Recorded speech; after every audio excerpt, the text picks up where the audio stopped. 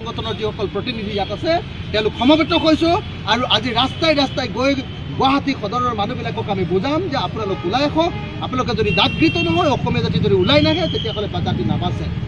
আৰু মই ভট্টৰ সংগঠনৰ সকলো নেতৃবৰ্গক জিলা সদৰবিলাকত আজিৰ দিনটোত প্ৰচাৰ অভিযান আৰু যিকোনো ধৰণৰ প্ৰগ্ৰেম কাৰ্যসূচী গ্ৰহণ কৰিবৰ কাৰণে আহ্বান জনাইছোঁ।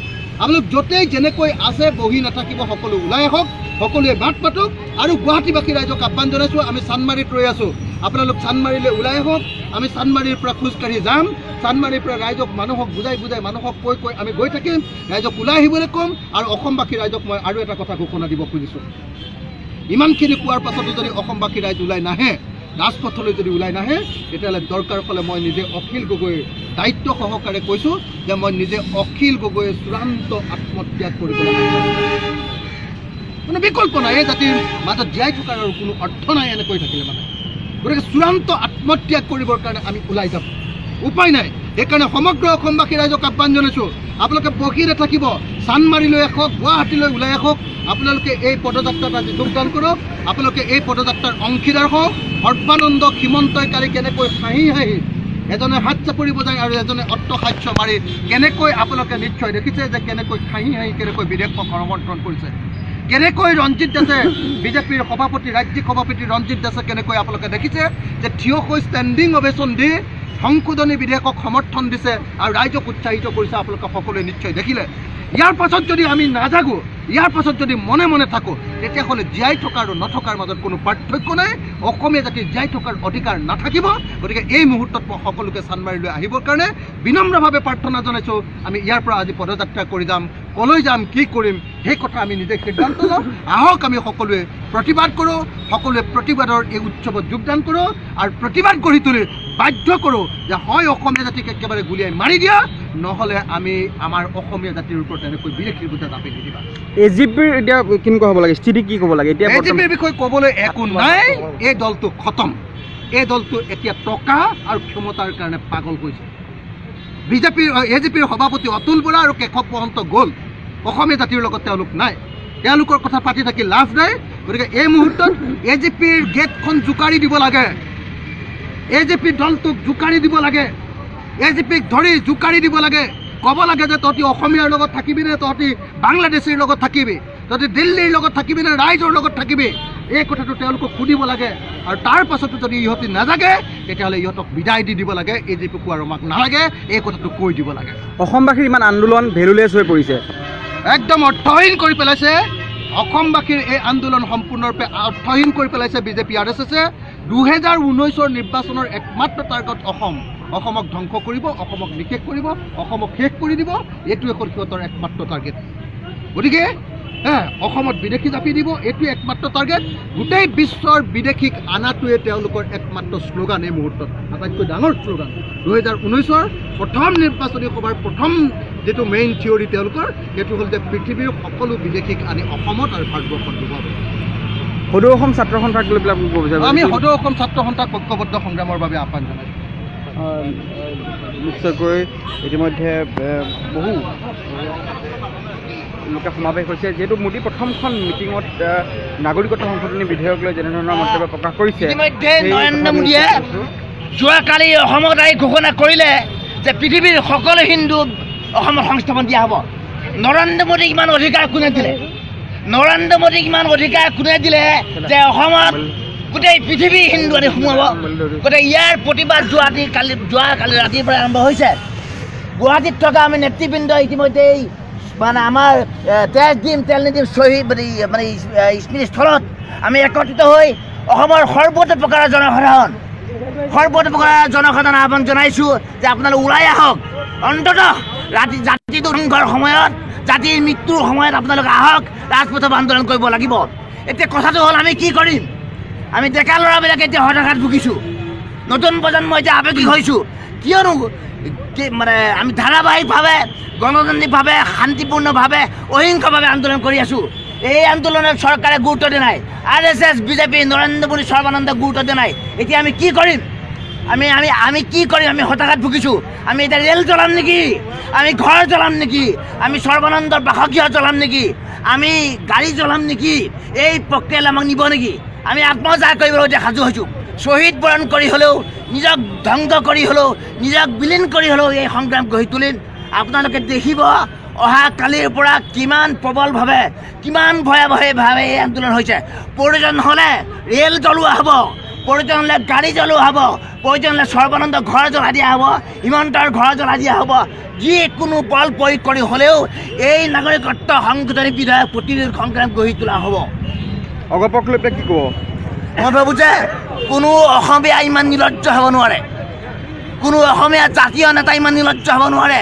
সৰ্বানন্দ সোণোৱালৰ আঙুলিৰ ধাৰত ধৰি কেৱল টকা পইচা আৰু ক্ষমতাৰ লোভত অতুল বৰা, কেশৱ মহন্তহঁতে এতিয়াও গাড়ীখন খামুচি আছে।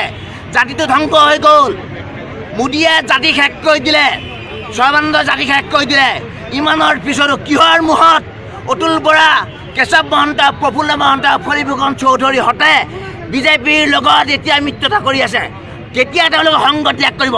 যদি সাহস আছে, যদি তেওঁলোক জাতি প্ৰেম আছে, যদি তেওঁলোক অসমীয়া হয়, অতুল বৰা, কেশৱ মহন্ত হওক, ফণীভূষণ চৌধুৰী হওক, ইহঁত নিৰ্লজ্জ, ইহঁত ক্ষমতাখোৰ, ইহঁতৰ যদি সাহস আছে, ইহঁতৰ যদি ন্যূনতম জাতি প্ৰেম আছে, এই মুহূৰ্তত এতিয়াই দিছপুৰৰ পৰা তেওঁলোকে ওলাই আহি ৰাজপথত আহি আমাৰ লগত লগ লাগি এই জাতীয় সংগ্ৰামত তেওঁলোক জড়িত হ'ব লাগে। মই প্ৰত্যাহ্বান জনাইছোঁ, তেওঁলোকক আহ্বান জনাইছোঁ।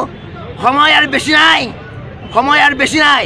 গতিকে অতুল বৰা, কেশৱ মহন্ত, ফণীভূষণ চৌধুৰীহঁতে এতিয়া এই মুহূৰ্ততে জাতিদ্ৰোহী নৰেন্দ্ৰ মোদী সৰ্বানন্দ সংঘ ত্যাগ কৰি জাতীয় জনগোষ্ঠী সংগঠনৰ এই প্ৰতিৰোধ সংগ্ৰামত তেওঁলোক জড়িত হ'ব লাগে। মই তেওঁলোকক আহ্বান জনাইছোঁ। কংগ্ৰেছৰ বৰাক উপত্যকা আৰু ব্ৰহ্মপুত্ৰ উপত্যকাৰ সুস্মিতা সেন আৰু আমাৰ ভুৱনেশ্বৰ কলিতাদেৱৰ স্থিতি বেলেগ বেলেগ, তাত কি কয়? মই ভাবোঁ যে কংগ্ৰেছ দলৰ সৰ্বভাৰতীয় সভাপতি ৰাহুল গান্ধীৰ নিৰ্দেশত নাগৰিকত্ব সংশোধনী বিধেয়কৰ বিৰুদ্ধে কংগ্ৰেছৰ আটাইকেইজন সদস্যই মতপোষণ কৰিছে।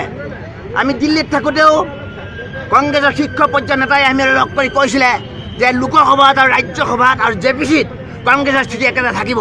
আৰু যোৱা সময়ছোৱাত আমি এই কথাটো বিস্পষ্টভাৱে প্ৰমাণ হৈছে। গতিকে মই ভাবোঁ যে বিজেপিক প্ৰতিৰোধ কৰিবৰ বাবে প্ৰয়োজন হ'লে কংগ্ৰেছ, প্ৰয়োজন হ'লে AJP সকলোৱে একেলগে এতিয়া প্ৰতিৰোধ সংগ্ৰাম গঢ়ি তুলিব লাগিব।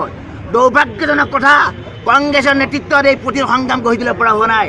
কংগ্ৰেছে ইয়াৰ সুবিধা ল'ব পৰা নাই বিজেপিক আঁতৰাবৰ বাবে। কংগ্ৰেছে বিজেপিক প্ৰত্যাহ্বান জনাব পৰা নাই। আৰু মই ভাবোঁ যে বিকল্প ৰাজনৈতিক সুবিধা নোহোৱাৰ বাবে অসমৰ জনসাধাৰণে বিজেপিক ভোট দিবলৈ বাধ্য হৈছিলে পঞ্চায়ত নিৰ্বাচনত। যি নহওক, এতিয়া আমি কৰিম কি? আমি ডেকা ল'ৰাবিলাক এতিয়া ক্ষোভিত হৈছোঁ নৰেন্দ্ৰ মোদী সৰ্বানন্দ কাম কাজবিলাকত। ইমান নিৰ্লজ্জ জাতীয় নায়ক আমি দেখা নাই। সৰ্বানন্দ সোণোৱাল জাতীয় নায়ক নহয়, খলনায়কো নহয়। সৰ্বানন্দ সোণোৱাল অসমৰ ইতিহাসৰ আটাইতকৈ কলংকিত নায়ক। আৰু এই নায়কজনক, এই বটনজনক খেদিবৰ বাবে, প্ৰতিৰোধ কৰিবৰ বাবে যিকোনো পৰ্যায়লৈ আমি যাবলৈ বাধ্য আছোঁ। আত্মহত্যা আদি হ'লেও, ৰেল জ্বলাই হ'লেও, গাড়ী জ্বলাই হ'লেও, সৰ্বানন্দ ঘৰ জ্বলাই হ'লেও, হিমন্তৰ ঘৰ জ্বলাই হ'লেও এই প্ৰতিৰোধ সংগ্ৰাম গঢ়ি তোলা হ'ব। সৰ্বত্ৰে প্ৰতিক্ৰিয়া ইতিমধ্যে আৰম্ভ হৈছে। নাগৰিকত্ব সংশোধনী বিধেয়কখনক লৈ সৰ্বত্ৰে বিভিন্ন প্ৰতিক্ৰিয়া আৰম্ভ হৈছে আৰু সেই প্ৰতিক্ৰিয়া অখিল গগৈকে ধৰি সেই কথাটো অসমীয়া জাতিয়ে প্ৰমাণ কৰাৰ সময় এতিয়া সমাগত। আৰু সেইকাৰণে সমগ্ৰ অসমীয়া জাতিক এতিয়া ৰাজপথলৈ ওলাই আহিবৰ কাৰণে আমি বিনম্ৰভাৱে প্ৰাৰ্থনা জনাইছোঁ। এতিয়া আৰু ৰৈ থকা সময় নহয়, সকলো চান্দমাৰি লৈ আহক। সকলোৱে আমি এই শ্বহীদ স্তম্ভৰ সন্মুখত ৰৈ আছোঁ। আপোনালোক আহক, আমি সকলোৱে মিলি আজি প্ৰতিবাদৰ কাৰ্যসূচী আৰম্ভ কৰোঁ। এক ঐতিহাসিক প্ৰতিবাদৰ কাৰ্যসূচী আজিৰ পৰা আৰম্ভ হ'ব। ক'ত ক'ত যাব আজি আপোনালোক? আজি আমি পদযাত্ৰা কৰিম। ক'লৈ যাম আমিও নাজানো। আমি ৰাস্তাই ৰাস্তাই যাম, মানুহক কম ওলাই আহক, মানুহক সজাগ কৰিম, সচেতন কৰিম আৰু ৰাইজক লগত লৈ আমি এই সংগ্ৰাম গঢ়ি তুলিবৰ কাৰণে আগবাঢ়ি যাম। এগৰাকী মহিলা আছে, বাইদেউ মই আপোনাৰ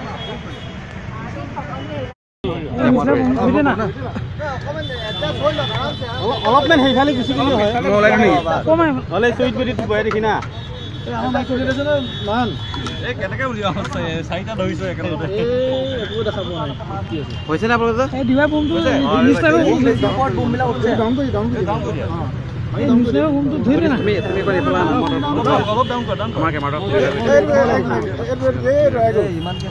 আপুনি এইফালে এইফালক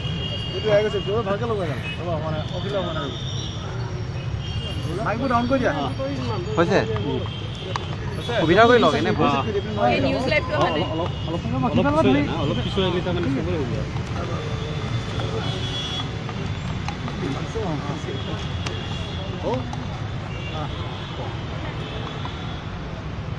কালি ভাৰতবৰ্ষৰ প্ৰধানমন্ত্ৰীয়ে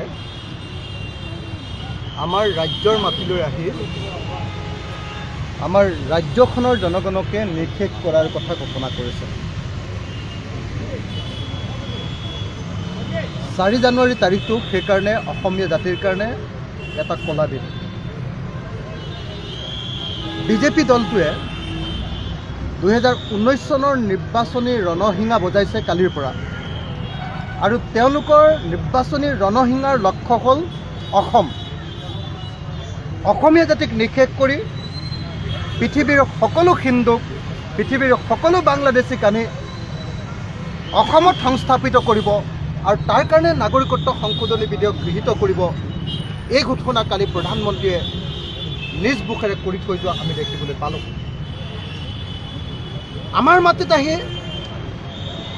অসমীয়া মানুহক জনাই দিলে, বৰাক উপত্যকাত থিয় হৈ বাঙালীভাষী মানুহৰ সন্মুখত থিয় হৈ অসমীয়া মানুহক জনাই দিলে যে বিজেপিয়ে এইবাৰ অসমীয়া জাতিটোক নিষেধ কৰিবৰ কাৰণে সিদ্ধান্ত লৈছে আৰু পৃথিৱীৰ সকলো হিন্দুক আনি সংস্থাপিত কৰি অসমীয়া জাতিটোক সম্পূৰ্ণৰূপে সংখ্যালঘু কৰিবৰ কাৰণে তেওঁলোক সংকল্পবদ্ধ হৈছে। কেৱল ক্ষমতাৰ স্বাৰ্থত, কেৱল 19ৰ নিৰ্বাচনত জিকাৰ স্বাৰ্থত, ভাৰতবৰ্ষত থকা 12 কোটি বাঙালী মানুহৰ সমৰ্থন লাভৰ স্বাৰ্থত এনেকৈ 3 কোটি থকা 3 কোটি জনসংখ্যা বিশিষ্ট অসমীয়া জাতিটোক সম্পূৰ্ণৰূপে ধ্বংস কৰাৰ কথা কালি নিজ মুখে প্ৰধানমন্ত্ৰীয়ে ঘোষণা কৰিছে। আৰু প্ৰধানমন্ত্ৰীয়ে যেতিয়া নিজ মুখে পৃথিৱীৰ সকলো হিন্দুক সংস্থাপিত কৰিবৰ কাৰণে তৈয়াৰ কৰা নাগৰিকত্ব সংশোধনী বিধেয়ক গৃহীত হ'ব বুলি ঘোষণা কৰিছে, তেতিয়া অসমৰ মুখ্যমন্ত্ৰী তথাকথিত জাতীয় নায়ক সৰ্বানন্দ সোণোৱালে হাঁহি হাঁহি হাততালি বজাই সমগ্ৰ অসমীয়া জাতিক ভুক্ৰুত কৰি, সমগ্ৰ অসমীয়া জাতিক লজ্জানত কৰি ঘোষণা কৰি দিছে যে তেওঁ অসমীয়া জাতিৰ লগত নাই, অসমৰ মানুহৰ লগত নাই, তেওঁ দিল্লীৰ লগত ক্ষমতাৰ কাৰণে সকলো কাম কৰিবৰ কাৰণে প্ৰস্তুত হৈছে। হিমন্ত বিশ্ব শৰ্মাই কালি কুটিল হাঁহি মানি এই বিধেয়কখনক সমৰ্থন কৰা আমি দেখিবলৈ পাইছোঁ। বিজেপিৰ ৰাজ্যিক সভাপতি ৰঞ্জিত দাসে থিয় হৈ হাততালি বজাই সমগ্ৰ বৰাকবাসী ৰাইজক উৎসাহিত কৰি অসমীয়া জাতিক নিষেধ কৰিবৰ কাৰণে তেওঁ আমি চিঞৰি চিঞৰি কথা কোৱা আমি দেখিবলৈ পাইছোঁ। এনেকুৱা পৰিস্থিতিত অসমীয়া জাতিৰ কাৰণে কোনো বিকল্প নাই। সেইকাৰণে আমি যিখিনি মানুহ আজি গুৱাহাটীত আছিলোঁ 70 সংগঠনৰ, আমি 70 সংগঠনে আজি ইয়াৰ পৰা পদযাত্ৰা আৰম্ভ কৰিছোঁ অসমীয়া মানুহক জগাবৰ কাৰণে। আৰু মই সমগ্ৰ 70 সংগঠনৰ জিলা সমিতিবিলাকক আহ্বান জনাইছোঁ, নেতৃবৰ্গক আহ্বান জনাইছোঁ, আপোনালোক য'তেই যেনেকৈ আছে আজি ৰাজপথলৈ ওলাই আহক, য'তেই যেনেকৈ পাৰে গণতান্ত্ৰিক সংগ্ৰাম কৰক, য'তেই যেনেকৈ পাৰে আপোনালোকে আজি পদযাত্ৰা কৰক, আপোনালোকে গণসচেতনতা অভিযান আৰম্ভ কৰক আৰু কাইলৈৰ পৰা ব্যাপক সংগ্ৰাম গঢ়ি তোলক। মই অতি স্পষ্ট ভাষাৰে ক'ব খুজিছোঁ যে 70 সংগঠনৰ এই আন্দোলনৰ কাৰ্যসূচী সম্পূৰ্ণৰূপে গণতান্ত্ৰিক হ'ব। উত্তেজনাবশতঃ এজন নেতাই আজি আমাৰ যদিও কিছু উত্তেজিত বক্তব্য প্ৰকাশ কৰিছে, আমি 70 সংগঠনৰ হৈ অতি স্পষ্টভাৱে ক'ব খুজিছোঁ যে 70 সংগঠনে কোনো পধ্যে কোনো ধৰণৰ হিংসাত্মক কাৰ্যক আমি কেতিয়াও সমৰ্থন নকৰোঁ। আমি 70 সংগঠনে অহিংসাত্মক, গণতান্ত্ৰিক, অহিংস আৰু সমগ্ৰ অসমীয়া জাতিক জগাই তুলিব পৰা এক আন্দোলনৰ কাৰণে আজিৰ পৰা সংকল্প লৈছোঁ আৰু এই সংকল্পৰে গৈ চৰম ত্যাগ কৰি হ'লেও আমি নাগৰিকত্ব সংশোধনী বিধেয়ক বাতিল কৰিবৰ কাৰণে চেষ্টা কৰিম। আমি আজি 70 সংগঠনে দায়িত্ব সহকাৰে কৈছোঁ যে অসম গণ পৰিষদ এই মিত্ৰজোঁটৰ চৰকাৰৰ পৰা ওলাই আহক আৰু ৰাইজৰ সংগ্ৰামত যোগ দিয়ক। আমি 70 সংগঠনে দায়িত্ব সহকাৰে কৈছোঁ যে সদৌ অসম ছাত্ৰ সন্থা আৰু আন আন যিবিলাক সংগঠন আছে, এই আটাইবিলাক সংগঠন, কৃষক মুক্তি সংগ্ৰাম সমিতি, অসম জাতীয়তাবাদী যুৱ ছাত্ৰ পৰিষদ, অসমৰ সকলো জনগোষ্ঠীয় সংগঠন, অসমৰ সকলো জাতীয় সংগঠন ঐক্যবদ্ধ হ'ব লাগে আৰু এই সময়ত ভাগ ভাগ হৈ থাকিব নালাগে। আমি সকলোকে বিনম্ৰভাৱে প্ৰাৰ্থনা জনাইছোঁ আৰু ৰাইজক আহ্বান জনাইছোঁ, আপোনালোকে নিজৰ নিজৰ ঠাইত থাকি আপোনালোকে প্ৰতিবাদ সাব্যস্ত কৰক, আপোনালোকে মাত মাতক আৰু আপোনালোকে নিজৰ দায়িত্ব পালন কৰক। আজিৰ পৰা এই সংগ্ৰাম আৰম্ভ হৈছে আৰু আশা কৰিম আজি গোটেই দিনটো সংবাদ মাধ্যম আমাৰ লগত থাকিব আৰু আজি গোটেই দিনটো আমি প্ৰতিবাদী কাৰ্যসূচী গ্ৰহণ কৰিম আৰু এই গোটেই দিনটোৰ প্ৰতিবাদী কাৰ্যসূচী অসমবাসী ৰাইজৰ সন্মুখলৈ উত্থাপন কৰি সমগ্ৰ অসমবাসী ৰাইজক সমগ্ৰ অসমৰ মানুহক আপোনালোকে জাগৃত কৰাৰ ক্ষেত্ৰত নিশ্চয় ভূমিকা গ্ৰহণ কৰিব এই আশা কৰি আজিৰ এই আপোনালোকে জানে যে 1980 চনৰ যি তেজ দিম তেল নিদিওঁ অৰ্থনৈতিক সংগ্ৰাম হৈছিলে সেই জাতীয় আন্দোলনৰ জাতীয় অস্তিত্ব ৰক্ষাৰ আন্দোলনৰ শ্বহীদ স্তম্ভত আজি সেৱা লৈ শপত গ্ৰহণ কৰি সংকল্প গ্ৰহণ কৰি আমি আমাৰ কাৰ্যসূচী আৰম্ভ কৰিম আহক মই সকলো ইয়াত উপস্থিত থকা সকলো সংগঠনৰ নেতৃবৰ্গক আহ্বান জনাইছোঁ সকলোৱে হাতৰ মুঠি ওপৰলৈ তুলি আমি এতিয়া ইয়াতে সংকল্প গ্ৰহণ কৰিম আৰু তাৰ পাছতে আমাৰ পদযাত্ৰাৰ কাৰ্যসূচী আৰম্ভ কৰিম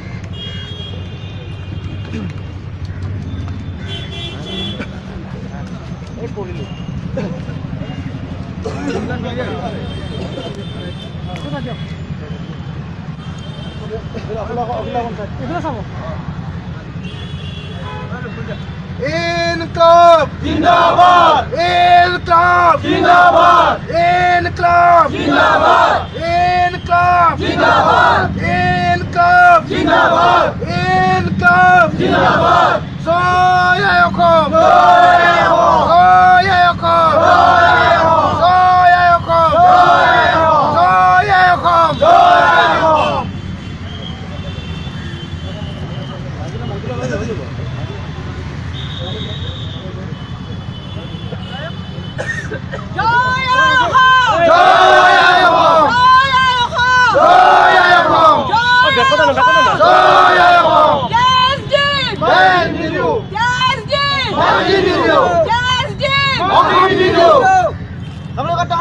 বাতিল করো বাতিল করো বাতিল করো গঠনকারী বিধায়ক বাতিল করো বাতিল করো বাতিল করো নরেন্দ্র মোদি হুঁশিয়ার হুঁশিয়ার হুঁশিয়ার বিজেপি সরকার হুঁশিয়ার হুঁশিয়ার হুঁশিয়ার জাতীয় নায়ক হুঁশিয়ার হুঁশিয়ার হুঁশিয়ার BJP go back go back go back RSS go back go back go back Narendra Modi হুঁশিয়ার হুঁশিয়ার হুঁশিয়ার নরেন্দ্র মোদি নির্বাচন ahoya ahoya ahoya Kadoy cat Kadoy cat ahoya Kadoy cat Inqilab জিন্দাবাদ ইনকলাব জিন্দাবাদ জয় আইয়ুব জয় আইয়ুব জয় আইয়ুব জয় আইয়ুব এই জুই জ্বলিছে জ্বলিছে জ্বলিবই আমাৰ সংগ্ৰাম চলিছে চলিছে চলিবই এই জুই জ্বলিছে জ্বলিছে জ্বলিবই আমাৰ সংগ্ৰাম চলিছে চলিছে চলিবই বিজেপি চৰকাৰ হুঁশিয়াৰ হুঁশিয়াৰ হুঁশিয়াৰ বিজেপি চৰকাৰ হুঁশিয়াৰ হুঁশিয়াৰ হুঁশিয়াৰ নৰেন্দ্ৰ মোদী হুঁশিয়াৰ হুঁশিয়াৰ হুঁশিয়াৰ সৰ্বনা সোণোৱাল হুঁশিয়াৰ হুঁশিয়াৰ হুঁশিয়াৰ ইনকলাব জিন্দাবাদ জিন্দাবাদ জিন্দাবাদ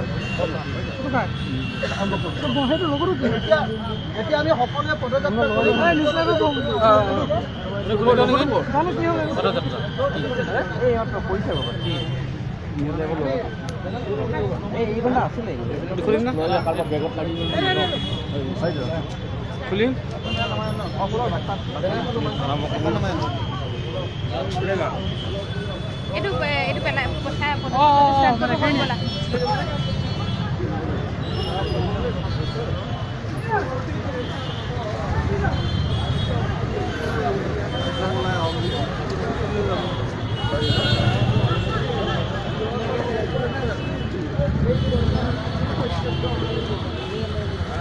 ইতিমধ্যে পদযাত্ৰা ৭০টা সংগঠনৰ পদযাত্ৰা ইতিমধ্যে আৰম্ভ হৈছে প্ৰতিমা পাণ্ডে বৰুৱাৰ চানমাৰীৰ প্ৰতিনিধিৰ পৰা ইতিমধ্যে আৰম্ভ কৰিছে যাত্ৰা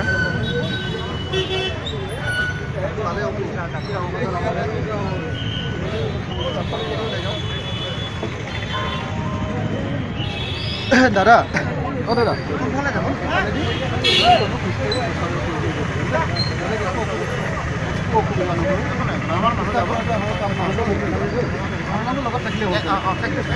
আমাৰ আগত যাব পিছতো যাব একো সেইফালে যাব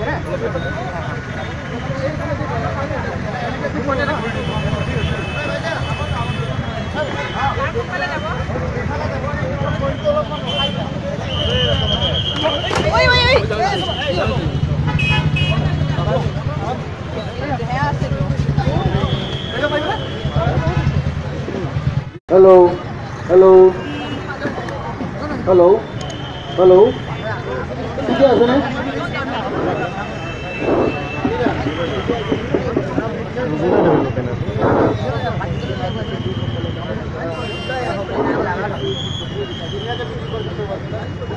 লাইন কৰিলে বেয়া হ'ব, গেদাৰিংটো দিয়ে লাইন কৰিলে বেয়া হ'ব। Okay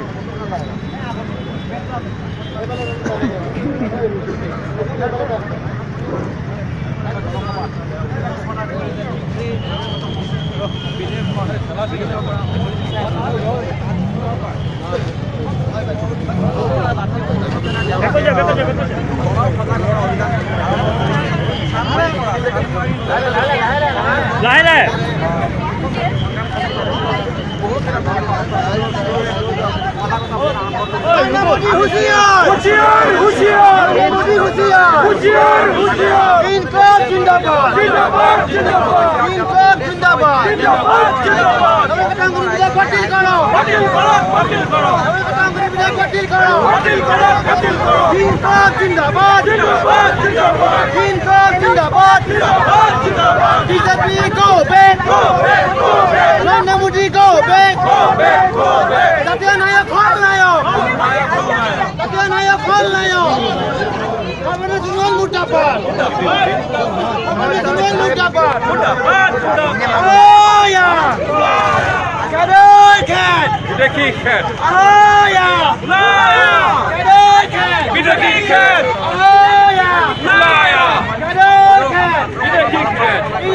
Zindabad!